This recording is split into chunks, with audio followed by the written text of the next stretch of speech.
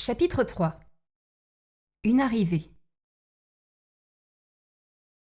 Jeanne et Nathan, son fils de 4 ans, finissent leur installation, respectivement place numéro 58 et numéro 57 de la voiture numéro 8. Le petit s'est assis, heureux de voyager côté fenêtre, en sens contraire de la marche. Nathan a toute la place pour faire rouler sa superbe voiture de police sur la table. Ils voyagent légers, chacun un sac à dos, mis sur les sièges d'en face où aucun passager n'a manifestement réservé. Tout un carré pour eux tout seuls, un vrai jackpot. Paris, gare de Lyon, 9h. Le train numéro 6607 à destination de Lyon-Perrache s'actionne. Jeanne affiche les traits tirés, mais masque sa fatigue par les généreuses marques d'affection témoignées sans cesse à Nathan. La complicité entre ces deux-là saute aux yeux. L'hôpital lui prenant tout son temps, rares sont les occasions de se retrouver. Elle lui a consacré une véritable parenthèse, uniquement tous les deux. Quelques jours ensemble à Paris, visite de Lyon que Jeanne a toujours voulu découvrir, puis départ pour l'océan bordelais. Blottis l'un contre l'autre, ils regardent un film sur le téléphone de Jeanne. Sa passion pour les nouvelles technologies reste relative. Ordinateur portable ou tablette tactile l'aurait de toute façon encombré pour son voyage qu'elle voulait léger. Au moins, son minuscule écran de téléphone l'oblige à se rapprocher de Nathan. Pourquoi s'en plaindre ?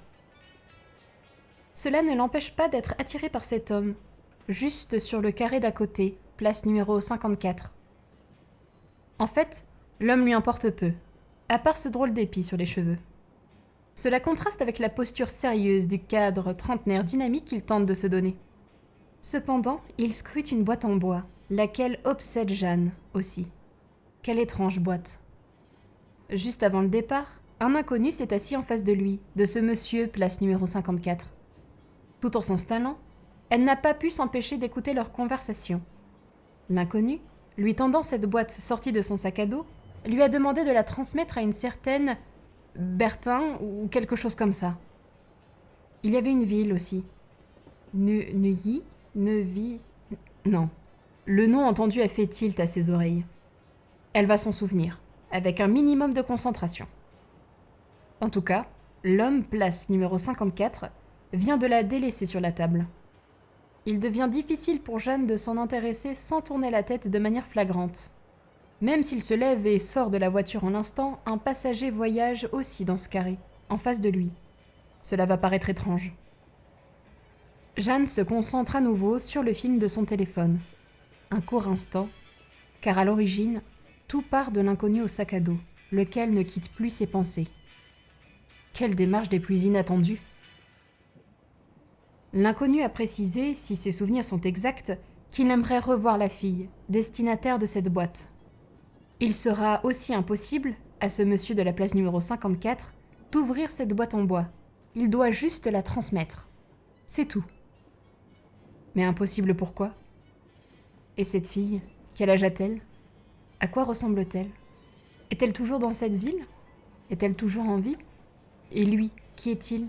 Comment le retrouver ? Elle aurait eu des dizaines de questions à poser à cet inconnu, à la place de cet homme qui, revenu avec un café, s'agite de plus en plus à côté d'elle, jusqu'au sursaut inattendu. « Bon sang, faites taire ce putain de gosse !» vient-elle d'entendre de sa bouche à destination d'une jeune mère à l'autre bout de la voiture. Cela n'a pas échappé à Nathan non plus. Ni une ni deux, Jeanne le coupe de cette atmosphère électrique en montant un peu le son du téléphone. Inutile qu'un garçonnet de 4 ans donne de l'importance à des querelles futiles d'adultes par le simple biais de son attention, qu'un contrôleur passant au même instant désamorce sans peine. Jeanne et Nathan continuent leur film.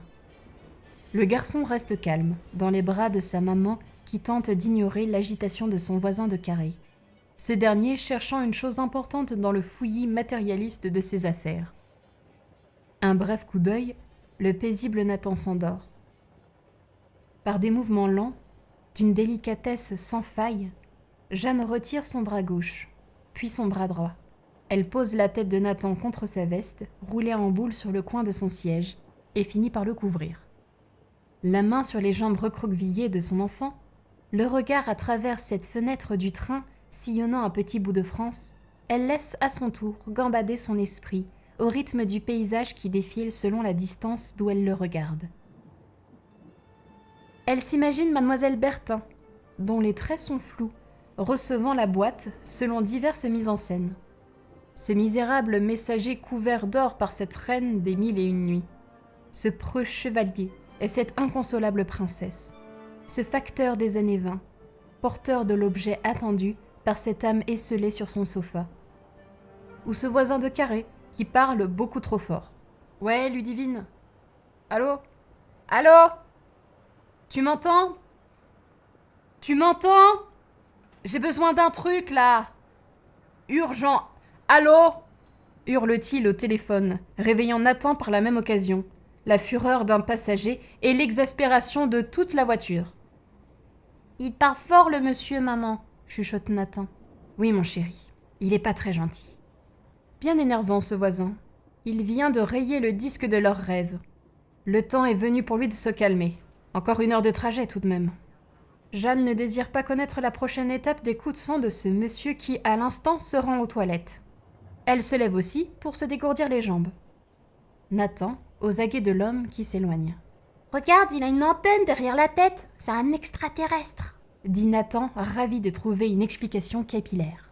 « Mais oui, c'est pour ça !» dit Jeanne. « Et t'as vu, il marchait bizarrement, en regardant tout le monde. Quand on est plusieurs à les ignorer, on devient invisible et ils s'endorment. J'ai vu ça dans un magazine. »« Waouh, trop cool !» Jeanne regarde l'homme s'éloigner, puis porte machinalement son attention sur l'emplacement de ce bruyant voisin. Tout se remue-ménage pour toute cette technologie, ayant pris la place de cette curieuse boîte, à présent sous la table. Jeanne vient de l'apercevoir et saisit sa chance.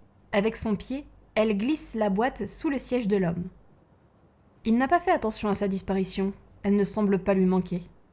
Si toutefois il la cherche, Jeanne lui dira, mais cette éventualité est peu probable selon elle. Jeanne se rassoit. Elle change de programme pour son enfant. Elle choisit une comptine. Elle ajuste le son afin d'adoucir un peu l'atmosphère, en espérant que ce monsieur se rappellera qu'il a, lui aussi, été un enfant, et se blottit à nouveau contre Nathan, pour une seconde séance qu'elle lui promet plus calme. Le monsieur de la place numéro 54 échange pour le côté fenêtre du passager en face de lui. Puis il se replonge dans son ordinateur portable, sur lequel il travaille d'arrache-pied. Après de longues, calmes et sereines minutes, le train amorce sa décélération. Une voix annonçant son imminente entrée en gare de Lyon-Pardieu. Puis continuera sa course pour Lyon-Perrache. La majeure partie du train semble descendre ici. En témoignent de petites agitations ici et là. Le passager de la place numéro 54, devenu en l'espace de 2 heures le casse-pied de la voiture numéro 8, l'énervé de la place numéro 54, l'excité de cette même place, puis l'extraterrestre qui titube avec une antenne sur la tête, est maintenant l'endormi de la place numéro 52. « Oh, l'extraterrestre s'est endormi. T'avais raison, maman, » remarque Nathan. « Chut, il ne faut pas le réveiller, » s'amuse Jeanne de son pari gagné. « Prépare tes affaires. » Le spécimen demeure dos à la sortie, mais surtout dos à toute une voiture exaspérée, absolument non disposée ne serait-ce qu'à regarder dans la direction de ce monsieur immobile à Lyon-Pardieu, sachant que le train continue jusqu'à la prochaine gare. En bref, qu'il se débrouille cet odieux personnage. Dans ce jeu d'échange de place de cette dernière voiture numéro 8, Jeanne demeure la seule passagère à passer devant lui, la non-rancunière personne voyageant aussi dans ce carré et ayant échangé de place avec lui marche déjà sur la voie. Mais les priorités de Jeanne sont autres. « Mon loulou, on va changer un peu nos plans. T'inquiète pas, c'est juste un détour. On va voir un ami, » dit-elle à hauteur de son jeune enfant. Elle ramasse la boîte en bois, que ce lâche monsieur a laissé tomber sans s'en apercevoir, à force de replacer son ordinateur sur la table. Sur le dos de la boîte, elle lit les inscriptions. « Martin Neville. »« Ah, c'était Neville !» murmure-t-elle en repensant au personnage des histoires de Harry Potter qu'elle lit à son fils. « Neuville-sur-Saône. Ok. » Puis, de toute sa délicatesse, Elle programme le réveil de son précieux téléphone pour 11h10, avant que le train reparte pour Perrache. Inutile d'être trop affreuse avec lui. Main dans la main avec Nathan et sa voiture de police, croisant les passagers embarquant pour Lyon-Perrache, ils quittent le train.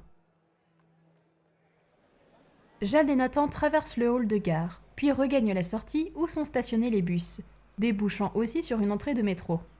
Parfait. Une recherche sur son téléphone devrait lui donner l'itinéraire pour se rendre à Neuville. Et c'est un bus qu'il faut emprunter, le numéro 70. « On fait quoi, maman ?» demande Nathan. « Il faut trouver le bus 70. Tu m'aides ? Quand tu vois un 7 et un 0, tu me le dis, d'accord ?» dit-elle en s'appuyant sur les chiffres de sa montre. La fatiguée Jeanne compte sur l'observateur Nathan, qui ne tarde pas à trouver le bonheur de sa maman.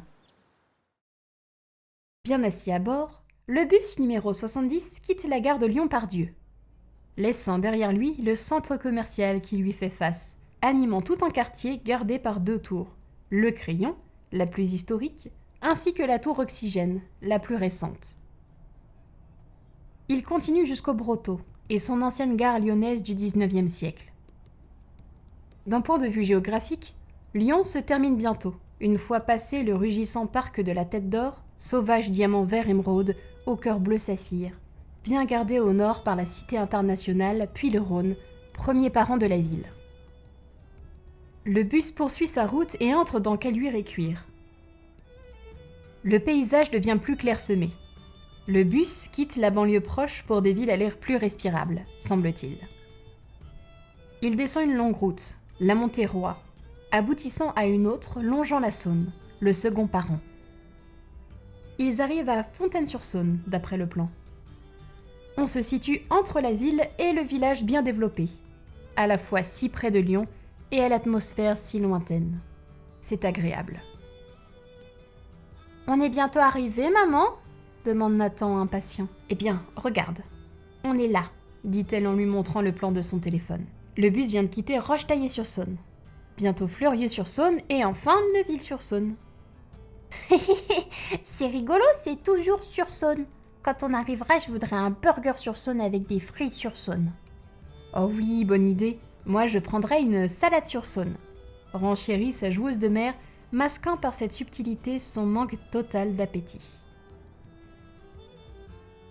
Le bus numéro 70 arrive à Neuville-sur-Saône, terminus d'un long périple d'environ 3/4 d'heure dans le nord de la région lyonnaise.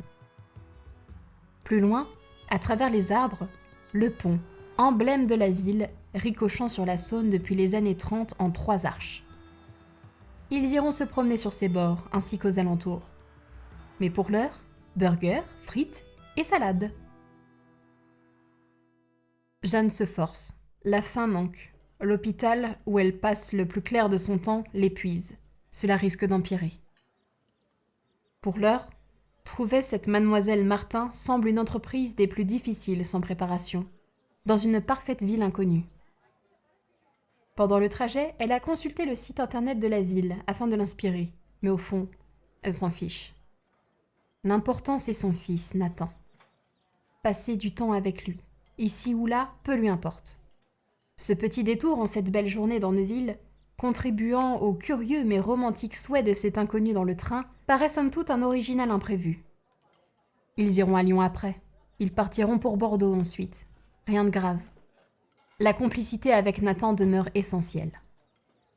Elle trouvera une solution pour la boîte, c'est une certitude. Et pendant qu'il fait rouler sa voiture de police sur la table, elle déguste un reposant thé. Jeanne et son petit Nathan se baladent, comme promis, sur les bords de Saône, de l'autre côté de la route principale de Neuville, sous le pont, près d'un grand parking. Un couple de cygnes avec ses petits est là. Comme d'habitude à cet endroit, les canards ne sont jamais bien loin non plus, ni les opportunistes pigeons.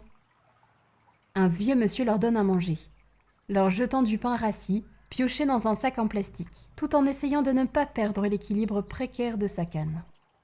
Ce genre de pratique reste défendu, mais le gaspillage n'est pas dans son histoire.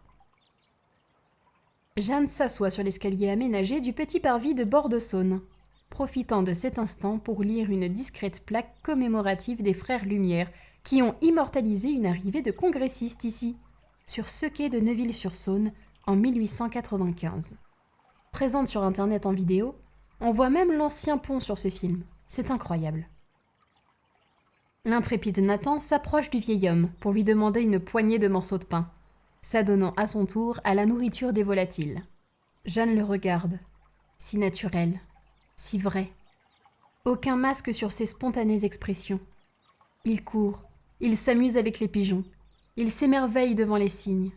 Il parle avec le vieil homme, essayant tant bien que mal de lui expliquer qu'au zoo, il a vu une girafe avec un coup de 100 mètres au moins, mais qu'après réflexion, c'était plutôt 50 mètres. Le vent joue avec ses fins cheveux blonds, dorés par un généreux soleil en cet après-midi. Les deux petites fossettes de son sourire le mettent dans une parenthèse insouciante du monde qui l'entoure. Peut-être fera-t-il des grandes choses. Cela n'est pas du ressort de Jeanne.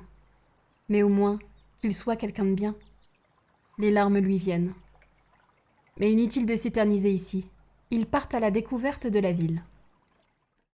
Dans la rue menant à la place de l'église, laquelle se dresse fièrement au milieu de tous les commerces, cernés de part et d'autre de petites ruelles, Nathan remarque. « Oh, regarde maman, des soldats avec des casques !» « Mais non, lui répond-elle amusée. Ce sont 2 clochers de l'église. On dirait des lanternes. Ce n'est pas commun, c'est vrai. » Cette ville possède son charme. Un pont aux 3 arches, emblème de la ville, les frères Lumière comme invités, et une église en pierre dorée du XVIIe siècle à 2 clochers. Et passant du coq à l'âne, comme tout enfant de 4 ans, Nathan s'interroge. « Maman, t'as connu tes papis, toi ?»« Oui, mon chéri. Mais je n'ai connu qu'un seul de mes papis. »« Il était gentil ?»« Oui, bien sûr. Tout le monde le connaissait dans mon village. Il était très grand et portait toujours un béret. Et il avait de grandes oreilles. Il racontait toujours des histoires drôles. Et quand je travaillais bien à l'école, il me donnait une petite pièce pour que j'aille m'acheter plein de bonbons. Il se faisait disputer après, c'était drôle. Mais ce qui m'a toujours impressionné, c'est sa mémoire. Il se souvenait de plein de choses. Des noms, des visages, des anecdotes. C'était...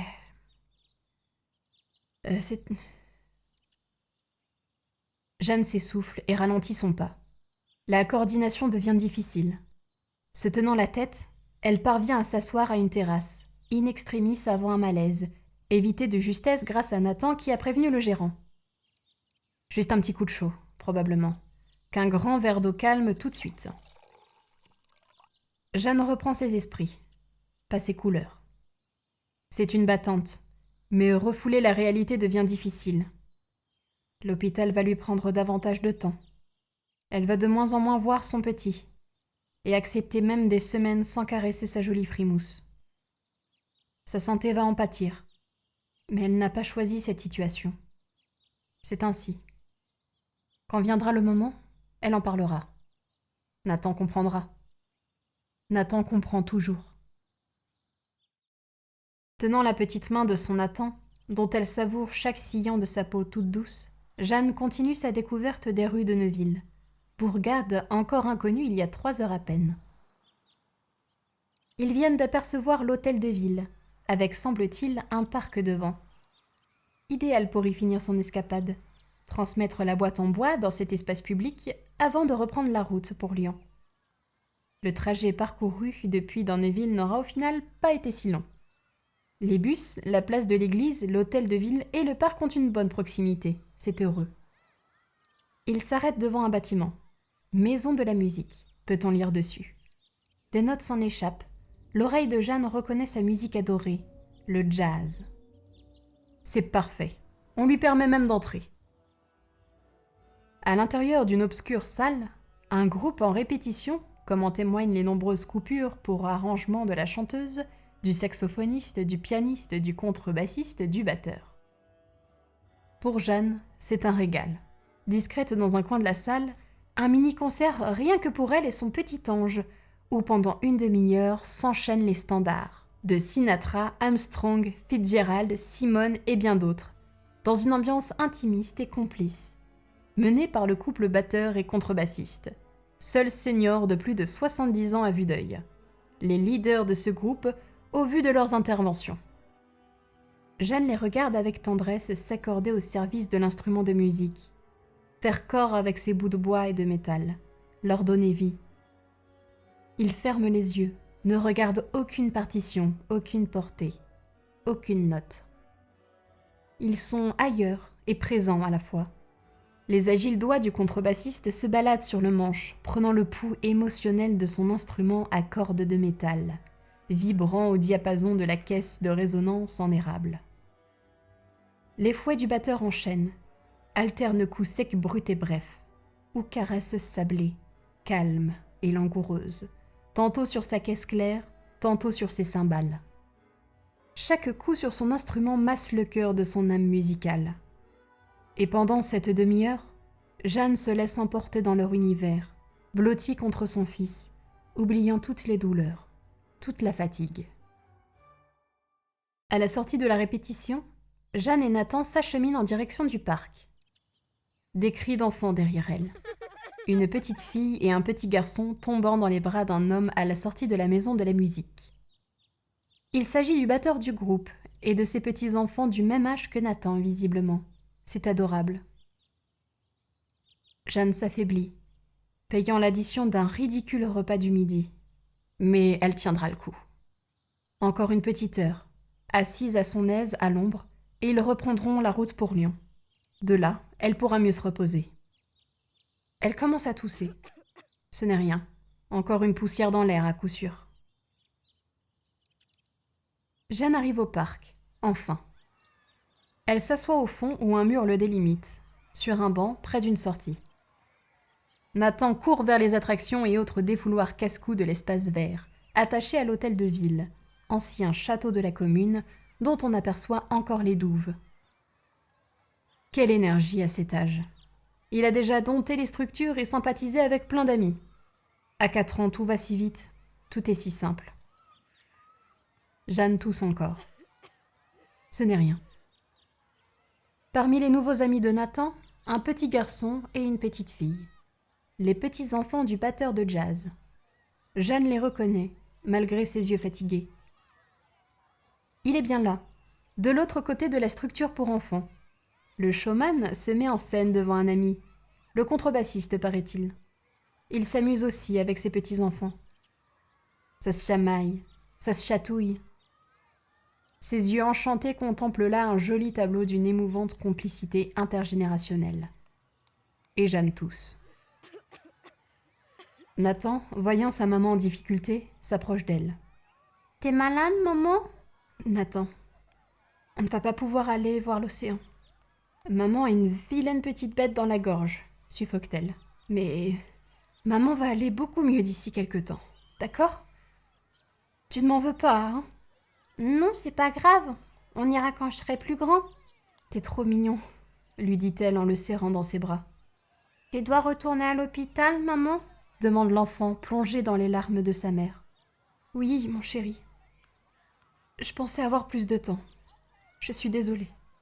La discrète Jeanne finit de préparer les affaires de son fils. Mais tromper la vigilance de Nathan n'est pas aussi simple. Garde ma voiture de police. Tu me la rendras plus tard. Moi, j'en ai pas besoin. Jeanne sourit. Son fils, Nathan, grandissant trop vite. Elle ne veut pas perdre une seule seconde de cette étreinte, même s'il lui crève le cœur à chaque mot. Embrassant Nathan, elle lui chuchote un important dernier mot à l'oreille. « Tu te souviens ? Maman a dit dans le train qu'elle devait voir un ami. » »« Oui, il est arrivé ?» Le sac à dos bien en place, le fier Nathan s'avance dans le parc, comme un grand, comme un homme. Il s'arrête au niveau du batteur de jazz, qui discutait avec son ami contrebassiste. Puis il plonge la main dans son petit sac à dos. « Bonjour monsieur, » dit-il de sa polie petite voix. « Salut Gone !» lui répond le vieil homme avec un brin d'accent de la région. « Ma maman vous aime bien. Elle dit que vous êtes un bon musicien, que vous devez avoir une bonne mémoire et que vous êtes un super papy. Elle vous donne cette boîte. Elle dit que vous saurez vous aussi la donner. »